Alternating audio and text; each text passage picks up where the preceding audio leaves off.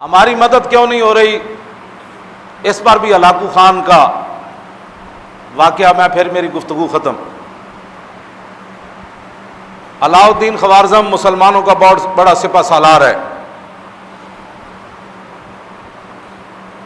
وہ لاکھوں کی فوج لے کر ہلاکو خان کے مقابلے میں گیا۔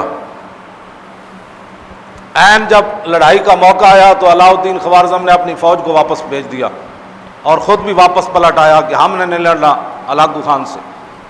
لوگوں نے کہا کہ یہ آپ نے کیا کیا ہے؟ وہ بغداد کی اینٹ سے اینٹ بجانے آیا ہوا ہے اور آپ فوج لے کر واپس آ گئے، کیوں نہیں لڑنا چاہتے؟ توجہ کرنا، ہماری مدد کیوں نہیں ہو رہی؟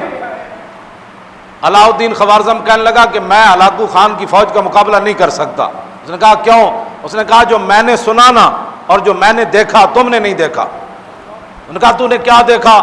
اس نے کہا کہ ہلاکو خان کی فوج کے سروں کے اوپر اولیاء کی روحیں اور فرشتے سایہ کر کر یہ لفظ کہہ رہے ہیں ہلاکو خان کی فوج کو کہ ایھا الکفرۃ اقتلوا الفجر، اور بدکار کافرو ان بدبخت مسلمانوں کو خوب مارو۔ نے کہا جب اللہ کی مدد ہی ہمارے ساتھ نہیں ہے، فرشتے بھی اللہ کے یہی کہہ رہے ہیں ان بدبختوں کو مارو۔ یہ کلمہ حضور کا پڑھتے ہیں، آئیڈیل غیروں کو سمجھتے ہیں، یہ کلمہ پڑھ کر بھی ان کو یقین نہیں ہے کہ ہم نے کیا کرنا ہے۔ انہوں نے پاکستان حاصل کرنے کے بعد 69 سال گزار دیے حضور کے دین سے خوف زدہ کرتے کرتے۔ آج بھی حضور کے دین کو انہوں نے ہوا بنایا ہوا ہے، اسلام آ جائے گا تو ایسے ہو جائے گا، اسلام آ جائے گا، لوگوں کو ایسے ڈراتے ہیں جیسے ڈاکوؤں سے ڈراتے ہیں۔ اسلام کو انہوں نے ہوا بنا دیا۔ انہوں نے کہا کہ ایھا الکفرۃ اقتلوا الفجر، اور کافرو ان بدبخت مسلمانوں کو خوب مارو۔ اس نے کہا جب اللہ کی تائید ہی ہمارے ساتھ نہیں ہے۔ جب خالد بن ولید پھنس گئے تھے نا شام کے محاذ پر، اور پوری فوج نے، ہزاروں کی فوج نے، ان کے 10 بڑے بڑے سپہ سالاروں نے خالد بن ولید کو گھیر لیا تھا، اور صحابہ کو پتہ نہیں تھا کہ خالد کدھر گئے۔ خالد بن ولید تنے تنہا ان کے تعاقب میں نکل کھڑے، انہوں نے پہچان لیا۔ ان کا سپہ سالار کہنے لگے اور یہی وہ بندہ ہے جس نے پورے دنیا کے اندر اپنی طاقت کی دھاک بٹھائی ہے، آج اس کو مارو تو ہر چیز واپس لے لو گے تم، اس سپہ سالار کو مارو۔ خالد بن ولید فرمانے لگے مجھے موت سامنے اس دن نظر آ گئی، میں اپنے گھوڑے سے نیچے اتر آیا، ہزاروں کی فوج کے میں گھر گیا، ان کے سپہ سالار آ گئے۔ آپ فرماتے ہیں کہ ہاتھیوں کی طرح ان کے سپہ سالار تھے جنہوں نے مجھے گھیرا۔ جب خالد بن ولید، اس صحابہ کو پتہ ہی نہیں ہے خالد بن ولید کدھر گئے، تنے تنہا ان کے پیچھے بھاگ کھڑے ہوئے۔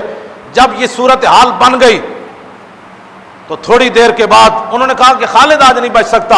تھوڑی دیر کے بعد پیچھے سے جناب آواز آ گئی، خالد بن ولید کے پیچھے حضرت کاکا آ رہے ہیں، حضرت مثنیٰ آ رہے ہیں، حضرت شرحبیل آ رہے ہیں، بڑے بڑے جرنیل صحابہ پیچھے سے گھوڑے دوڑاتے ہوئے آ گئے۔ کافروں کے اندر تھر تھلی مچ گئی۔ انہوں نے کہا کہ یہ کیا بنا ہے؟